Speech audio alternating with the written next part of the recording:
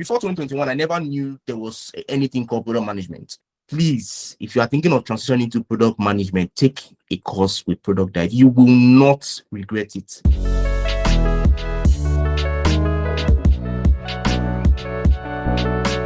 Hi, and welcome to another episode of the Spotlight Podcast. This podcast is for curious minds and aspiring innovators.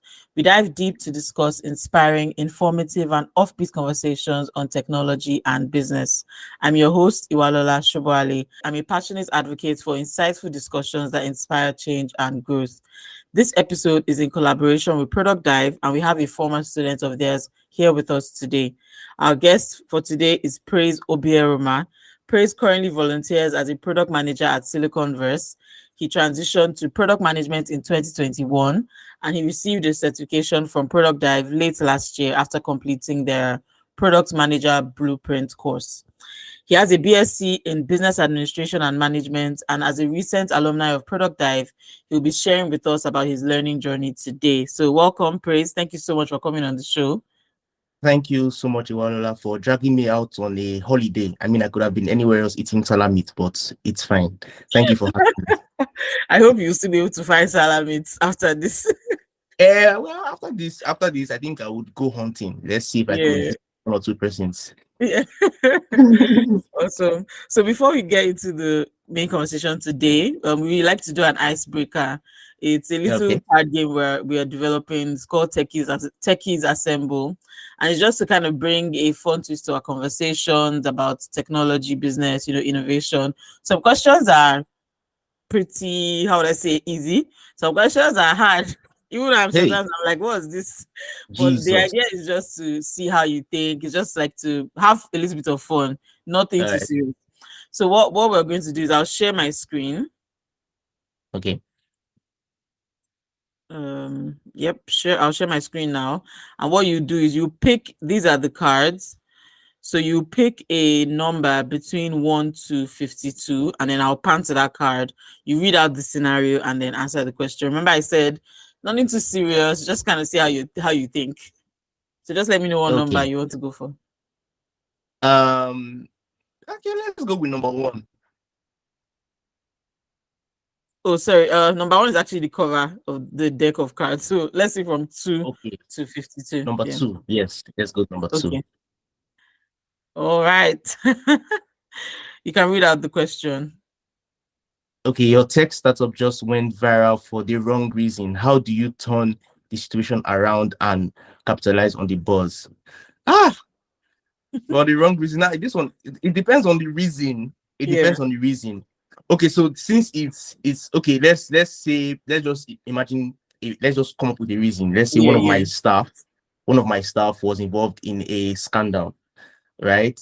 The very first thing we would do is that this is where public relations come into play. So the very first thing we would do is to put up a statement, either debunking or affirming or saying that this actually happened, but then restating that the company is in no way responsible for whatever he did. He acted on his own, and that kind of thing, just to protect my company. It's my staff, but they have to protect my company. And whatever he did it on his own. And then we'll talk about what the company does, and hopefully try to like turn it and get more clients in that way. So what is the scenario like? Maybe slap a police officer. It's not even Jesus. Hey, first we will say, please, our hand is not there. Our hand is not there. We are not violent people in this company. We are not violent people in this company. Then we'll obviously say that we've maybe put up an investigation to find out what happened. The guy is not crazy. You cannot just wake up one morning and slap like a police officer hand, that kind of thing. So we know how I like that. I like that. So at least you stand up for him a little bit and trying to help him. Exactly. We will not just throw the guy away like that. Come on. Maybe he's a very, very important person to the company. We have to be there for him. So maybe something happened. Of course, there's no reason why you should slap a police officer, but like you said, it's not insane. So at least let's kind of investigate and find out what happened. Okay. Something like something. All right. So you can pick another number. Okay. Let's go with 48. Okay. This is a very strategic number. It's 48. Okay, here we are. Okay, so what you want to leverage influencer marketing to promote your product? How do you identify relevant influencers and develop a targeted campaign strategy? Okay, so for starters, we would have to I mean, it's not every for a brand you want to build, right? It's not just any influencer that you have to engage ahead. You need to, for example, look at influencers that have a large user base. That's one.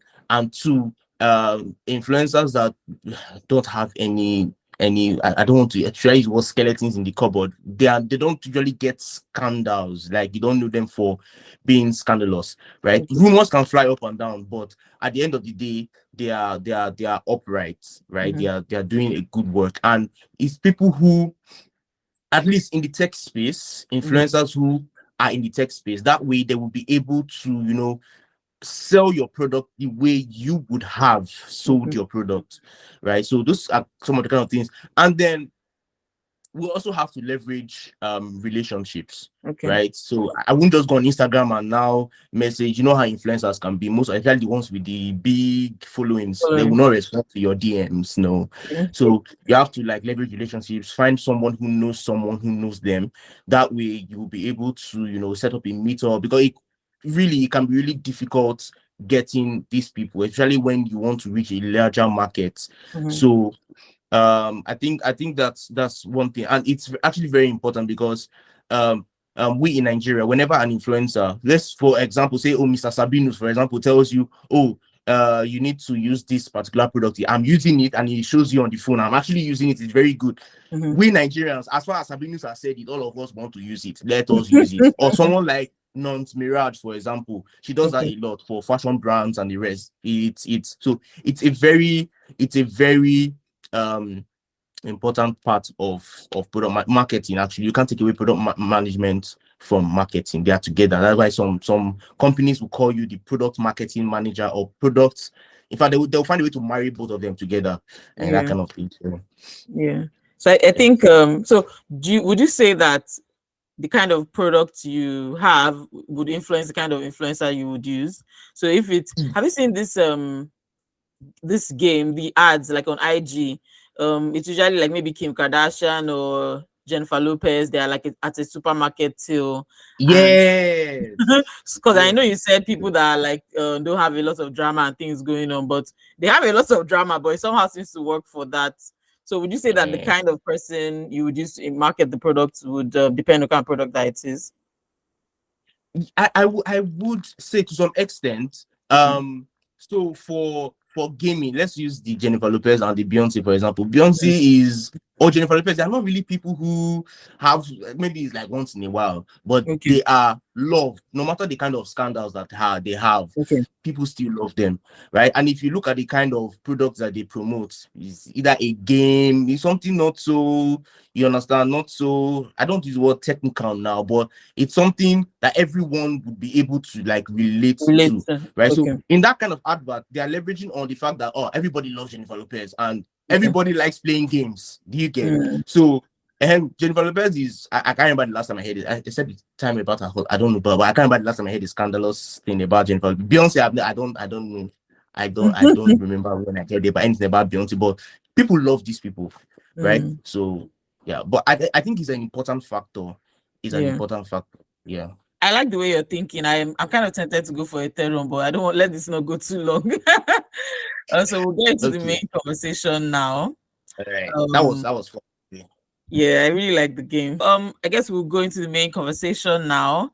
But before that, could you tell us? Could you tell us a little bit more about yourself? You can tell us how you got here to be on this podcast today. Okay. Thank you. I'm so excited that I got onto this podcast. I mean, when I got the email from Abimbola, who works at ProductDive, I was really excited because I like sharing stories. I like talking about things, especially things that I love. ProductDive course is what I actually enjoyed the course. So having the opportunity to come on this podcast and talk about it, it's something that made me really excited. And I was actually looking forward. I was looking forward to today because I really could not wait. So that's me. One thing you should know about me, I love sharing knowledge. I love sharing knowledge. So that's a little bit about me. Thank you, Praise. Your energy is catching. Could you tell us a bit about your prior experience as a technology consultant? Like, what kind of skills do you need to do that role? Okay, so as a tech consultant, it's a little, I would say it's a branch of product management, but it's a more technical branch. It's not like I'm doing software development or anything. It's a more technical branch. It's more why product management is more user centric, right? Being a technology consultant, you are more technology centric. Your job is to make sure that your client who comes to you with a problem has the right technology to solve that problem. That's basically what we do as a tech consultant, right? You make sure that your client has the right technology. So there are some times your client comes to you with a problem. Not every problem requires you to write a code or write code from scratch. Some problems might just be you using a website builder like WordPress, like Wix, like Power Platforms. You get to just easily build and get a working software for the client. So as a tech consultant, you look at the client's requirements, right? And then you say, okay, for this, what will be good for the client is to either use a website builder. Or this is very, very technical. Let's just build it from scratch, making it a custom software. That would be perfect. Some clients can be as detailed as telling you, oh, this is what we want. Write it with this language, use Laravel, use PHP. Some of them can be that insistent, can be that detailed. But as a tech consultant, you will look at it and then you suggest to the client, oh, this is the right way to go for this to work for you, right? So some of the skills that you have, requirement gathering, of course, solution design is another skill you should have. Attention to detail is very, and obviously you should know your stuff. You should be up to date with current technology because you are actually, like I said, while product management is more user centric, a tech consultant is more technology centric, right? You are more software centric. Your work is just to make sure that you are able to put tools together to make the software work perfectly. So that's like that's like something soft that we do. Okay, interesting. So why did you decide to venture into product management? So I believe that you can build a beautiful software. You can build an amazing software, but if it doesn't solve the problem of your user, then you've wasted time, you've wasted resources, right? So that's why product management became very important because, yeah, making the software work is good, but let us actually go down to the users who actually use this software. And that was where I mean, before 2021, I never knew there was anything called product management. Actually, I didn't know that there was a group of people who work behind the scene. And in my mind, I was like, oh, if you want to develop a product, just call a software engineer. And then it's just like maybe you want to build a house, you call an architect. So I didn't know that there were some people who do so much more and who has so much role to play before the actual development of the product started. And that was really mind-blowing for me. And I wanted to go deep into that and see how I could combine what I already know with product management. So I did the research and I realized that some of the things that I was already doing were what a product manager does. And I was interested. I was like, okay, it doesn't hurt. Since I'm still on the same line, let's just marry both of them together. Because for any product, the user is your number one, the most important resource and the most important person to you. If you build a product without factoring the user, you're wasting your time. So yeah. Okay, so how did you then learn about ProductDive? So ProductDive has always been, you know when you say something has been at the tip of your tongue. I've always been hearing about ProductDive. So when I started working, my line manager, who was someone I looked up to in terms of she had like over 5 years experience in product management, and she always kept. I think the very first time I saw anything about ProductDive, she had a. I think she attended one of their conference, and she had this um I don't know whether to call it a stand or something that had Product Dive. So I was interested. So I started asking, who are these people? Like Product Dive, like who are they? And then she started telling me about it. I actually first heard about Product Dive from my line manager. She has attended a lot of their conferences. So she told me, that was where she got her certification, that they are like the best when it comes to product management in Nigeria. She highly recommended Product Dive, right? She wanted me to take that course before I take my AIPMM exam. So she was actually a big evangelist of Product Dive. So after that, I had to do my research, and so I heard about Product Dive from my line manager. Exactly. Interesting. So I like the fact that you said you still had to do your research. So at the point of taking the course, what was the experience like with ProductDive?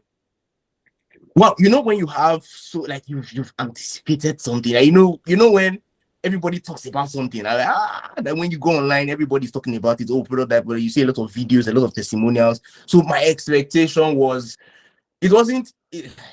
Through the roof doesn't cut it. It was way up there in space. It was so high, right? So I remember taking the very first lesson, the very first class where we had Toby. I was like, what's going on? I was so happy because I've been taking a lot of online courses. Like I am not a stranger when it comes to taking online courses. But ProductDive, I felt like I was in a class. Like, yeah, we were virtual, but I had to make sure I had my office space set up at home. I when it was time, I set up my laptop. Everything was, I sat down everywhere. I was like, you get it, like you didn't need anyone to tell you these are the things you needed to do, but I just had to sit down, and then the class started, and it was like time was moving way too fast. And then we couldn't get enough. We couldn't get enough. And then one of the most striking part of the course for me was where we got to work on, we had these breakout sessions, like 15 to 20 minutes, where we had to work on projects.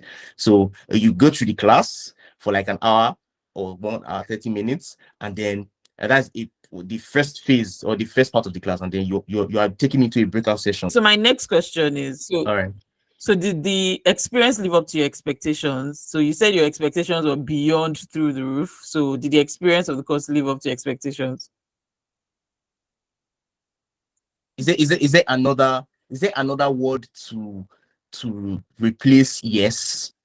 I feel yes is just too, yes is just basic. too, it's too basic to, it met it. Like, I mean, I'm amazed of how ProductDive was so intentional about the kind of instructors that they brought. Like, they were industry giants. Like, they were, when I say these people were knowledgeable about their field, I mean they were knowledgeable about their field. And I'm still amazed at how ProductDive was able to gather these people to deliver these lectures. The curriculum, everything was robust. It was on point. I mean, the course was for practicing product managers, so it was robust. These guys were good. So yes, my expectations were, in fact, it added more expectations to my expectations, and the more it added more expectations, those expectations were being surpassed, and more expectations kept adding up, and that kind of thing. So no, it was awesome. So that's amazing. So what were some other highlights of the course? So you talked about the curriculum, you talked about the breakout sessions. Were there any other highlights you want to mention? The biggest highlight of all highlights, the capstone defense. The capstone defense was like, so during the defense, I was the first person to defend. Oh wow. Yeah, I've said it. So I didn't know how that was supposed to play out. In fact, every other person on my team, because we're putting teams, so we're putting, yeah.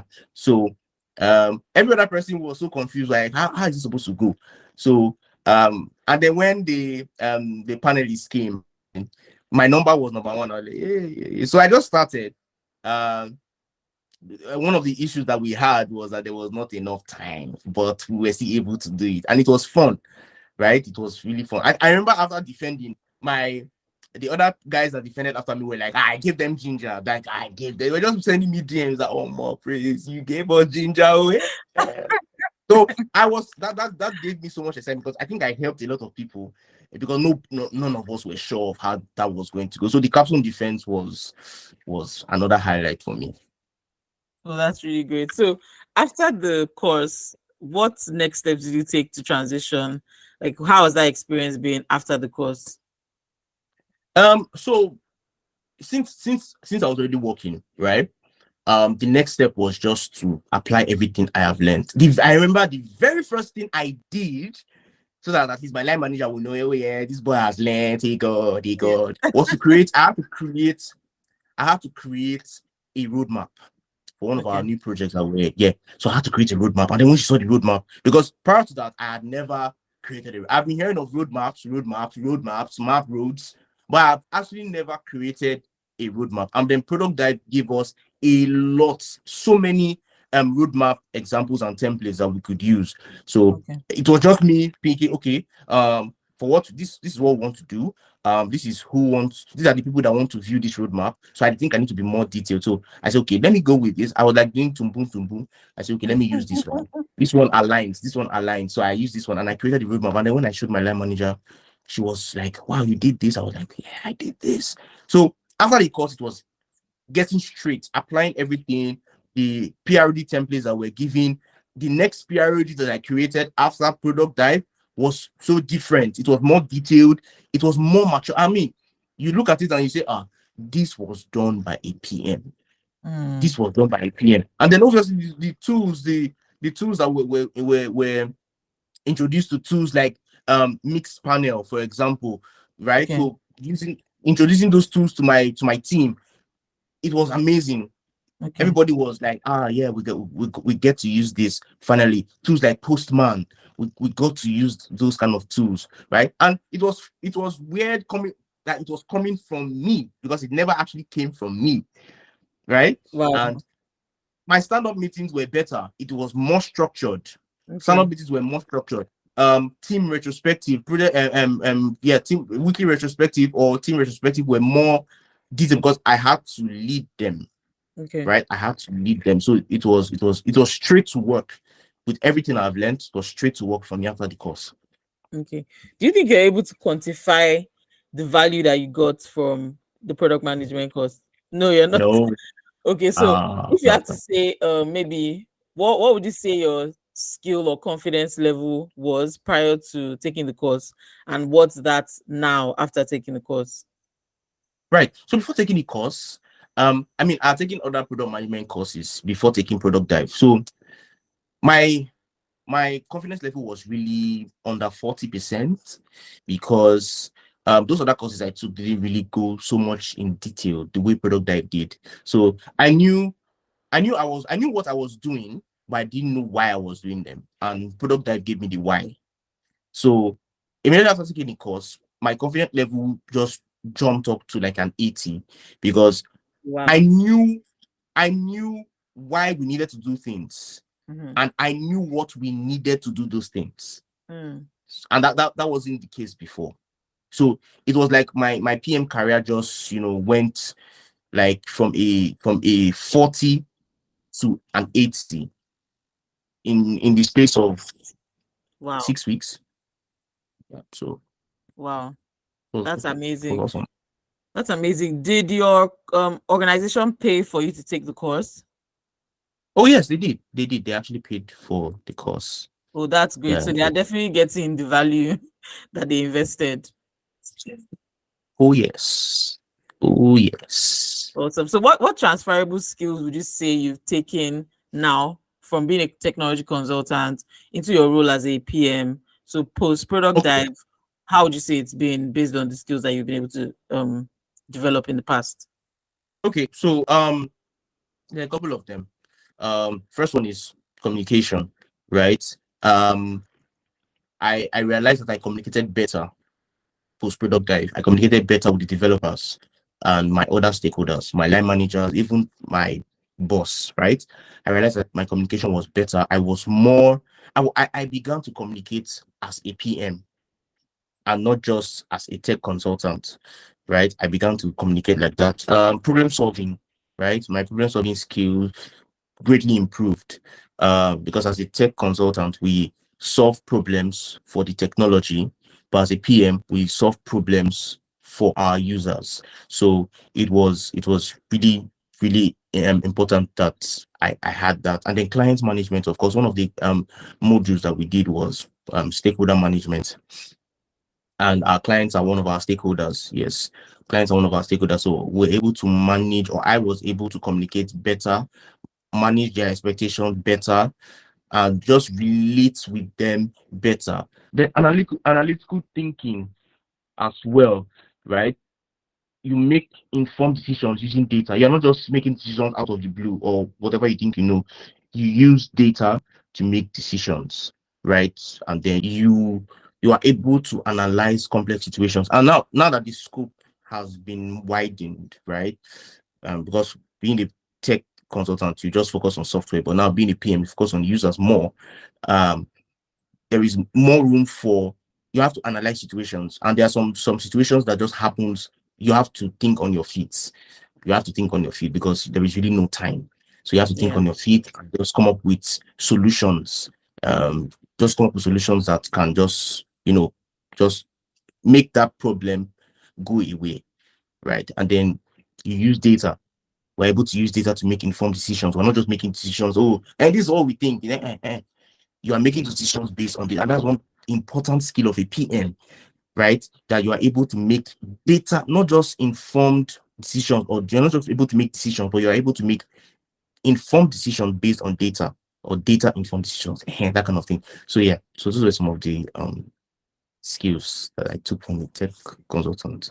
Okay, that's interesting. Have there been any things that are maybe frustrating to you? Of course, you learn. The more you learn, the more problems, right? So have there been other maybe issues or problems you've come across that, based on the level you're at now, you now have to figure out how to solve them or overcome them? I mean, I think one of the biggest challenges that we usually face is effectively managing our clients. Now, Okay. you have stakeholders or clients that usually get really bright ideas.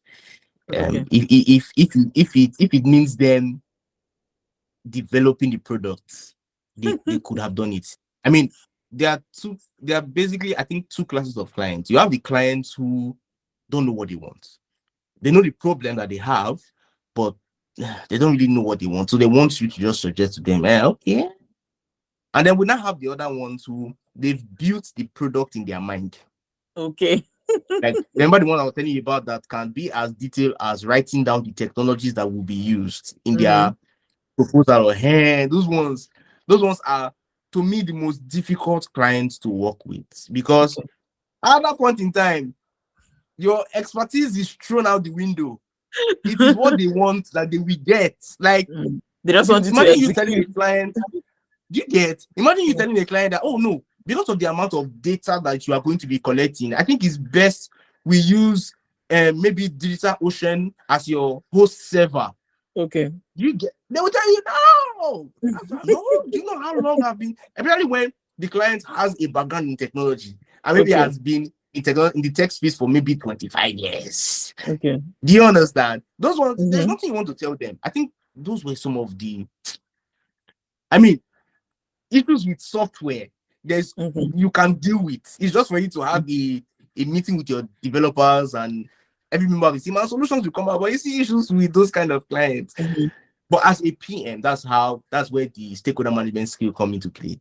You need to let them know that, yes, I hear you. You as a PM, you need to make sure that your clients don't feel silenced. They should not feel silent, because if they feel silent, they'll be like, oh yeah, now do what you want now. And then when issues arise, you are the first, you are like the sacrificial lamb. Because you will start hearing the I told you so's. And when you are developing software, one thing that must happen is bugs. Bugs must happen. I don't think working with software, I don't think there've ever been a case where someone developed a software from beginning to end and there were no bugs. Bugs will happen.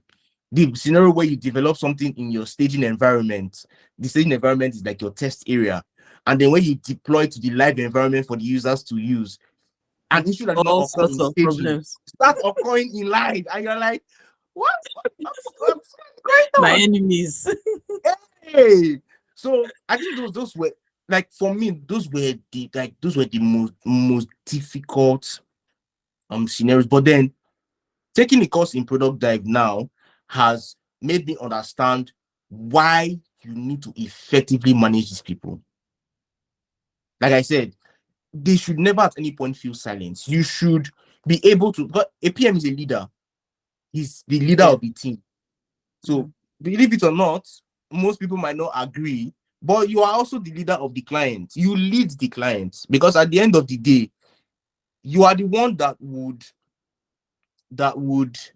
be the bridge. You are like the bridge between the designers, the developers, and then these clients, to make sure that at the end of the day, everybody's thoughts, because your developers too have thoughts, your designers have thoughts. So as a PM, your work is to marry all of these thoughts and also think about the business, because the business is very important. You need to think about the business, making sure that, okay, at the end of the day, with that business mindset at the front or back of your mind, you're able to now, at the end of the day, come up with a harmonized solution that everybody should be able to accept. Yeah. Interesting. So, if you had to give anyone like advice, someone who's considering taking one of ProductDive's courses, would you recommend them to, and why? A big yes, I would recommend them to take a course in product, and most especially if I sat down one day and I began to imagine if I had actually taken this course when I thought about transitioning as of 2021, or more, I know where I would have been. Like, I know where I would have been, because yeah. So I would advise, like, this one, I would almost kneel down, right, to beg anyone who is thinking of transitioning into product management to take, because Product Dive has a course for people who are transitioning. So they should take that course. And then when they start practicing, they now come to the Product Dive has a course for every stage. For those who are thinking of coming in, for those who are in, do you get? And for those who want to improve, like those who want to take their career from one stage, like they even have a course for those who want to be technical PMs, like those who want to, because they are the PMs who their job is just to talk all the technical jargon with the developers, right? They are PMs like that. We call them technical PMs. They are more in the face of the developers. They are more, most of them might have been developers, but they want to transition into product management. Yes, those are technical PMs. So yeah, there's a course for every stage of your product management career. There is a course for it. So I honestly, from the depth of my heart, please, if you are thinking of transitioning to product management, take a course with Product Dive. You will not regret it. You will not regret it. If you take it and regret, I will give you your money back. You guys heard this here first too. If I were you, I would just go and take the course and I will say I regret it.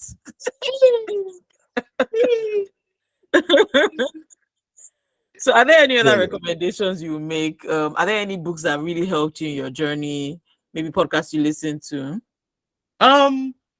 So I think my biggest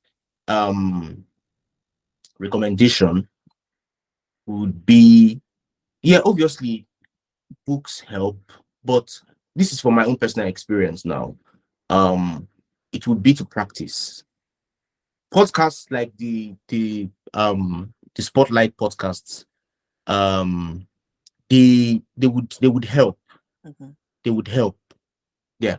The Spotlight podcast, I recently started listening to Spotlight podcast, and I'm just bamboozled. Like, oh, what's happening? Where have you guys been? Where have you guys been? So listen to podcasts like this, and then the product dive has sessions. They have ask me anything sessions, right? You should not miss those sessions, and obviously practice, because if you I love cars, so let me use this car analogy. If you go for a driving school, you get certified, you are now a learner, like you've done everything, and then you don't drive a car. There's a tendency that if you stay that way for 1, 2, 3 years, you would be like you have not even learned. So my number one advice is practice, right? Look for internships. It might not pay. Look for internships. Look for companies like I could recommend Siliconverse, where I'm currently volunteering. You could volunteer, right, at Siliconverse. These are places where, and obviously Product Dive also help with internship. Like if you want to get an intern, Product Dive has partnership with some of these companies where you can get an intern. So at this point, don't mind whether it's paid or not paid, but just try to build up your CV, build up your portfolio, and that way you see the jobs will just keep coming. So yeah. Awesome. Thank you so much for this really engaging episode, Praise. I feel like you have a really great vibe, and it's very clear that you've gotten a lot of value from your experience with Product Dive. If people are more interested in learning about you, you never know, your next employer might be listening to you and be really like should I use the word that you said, bamboozled by the everything that you shared today. I might be interested in reaching out to you. Where can listeners learn more about you? Well, I'm on LinkedIn. LinkedIn at Praise Obieromah. You can find me on LinkedIn. I do a lot. I'm a product manager. I'm a project manager. I'm a copywriter. I'm a Microsoft Power Platform developer. I do a bit of social media management. Like, my hands are just, one or two things. But LinkedIn, you can find me on LinkedIn. You can find me on Instagram. That's where you see more of my religious side on Instagram. And then obviously I'm on Facebook as well. So you can find me, Praise Obieromah, and you can hit me up, hit a DM, and then let's talk. Thank you. Awesome. Thank you. Is there anything maybe exciting you're working on right now that you'd like to share about? Oh yes. So on Siliconverse, right? So by the way, let me just say this. Siliconverse is a company where we are trying to form a bridge between recruiters and those who are looking for jobs. So we are about to launch our websites. We're about to launch our website. So it has been a very long journey collaborating with different PMs, designers, developers, just to make sure that we have everything that we have. So that's like one of our major projects right now. We're also working on our mobile app as well, so that's also there. So yes, that's basically some of the things that we're working on at the moment. Awesome. Thank you so much, Praise, for coming on podcast today. I've really, really found this episode very interesting. I will just wrap up the episode here. Do you have any final words before we go? Well, thank you for having me. So right about now, I'm checking my phone to see who is going to be able to give me some salami, because Iwalola is whining me by saying that she wants to bill meat to me, which of course I know that's not true. So I am looking for someone who can actually give me salami, because see, as I'm leaving here today, I'm going to somebody's house to eat some meat. I'm going to eat meat. So thank you very much. Thank you so much, Praise. And that wraps up another insightful episode of the Spotlight Podcast. Thank you, Praise, for sharing your journey with us. And for our listeners, especially those who might have been considering a career in product management, or maybe you're a product manager who's trying to upskill in certain areas, I hope you found this episode useful. You can check out Product Dive on all social media platforms. All links will be in the show notes. Before you go, please feel free to send us any questions, or if you have ideas of who you would like us to bring on the podcast, please let us know. You can DM us or send us an email at iwalola@thespotlightpod.com. And don't forget to subscribe to the Spotlight Podcast wherever you get your podcasts, and leave us a review. Give us a thumbs up if you're watching it on YouTube. Let us know what you think. We've also been cooking up something really exciting. It's called The Big Move. It's a written content series that anonymously spotlights the brave amongst us. Those strong-hearted folks who have packed up their lives in Nigeria, sold off their generators and inverters, and carried their green passports to destinations both unknown and well-known. In our last edition, we spoke to a 28-year-old data engineer who lost his job in Malta, who lost his job after he moved to Malta on a digital nomad visa. Like, you can imagine how mind-boggling that experience would have been. So if you're interested in receiving these kinds of stories in your inbox every 2 weeks, please be sure to subscribe to our newsletter at iwalola.substack.com so you don't miss out. We'd also love to hear your thoughts on today's conversation. Feel free to leave us a comment or send us a message on all our social media platforms. Will be linked below. Until next time, this is Iwalola Shoboale again, signing off. Bye.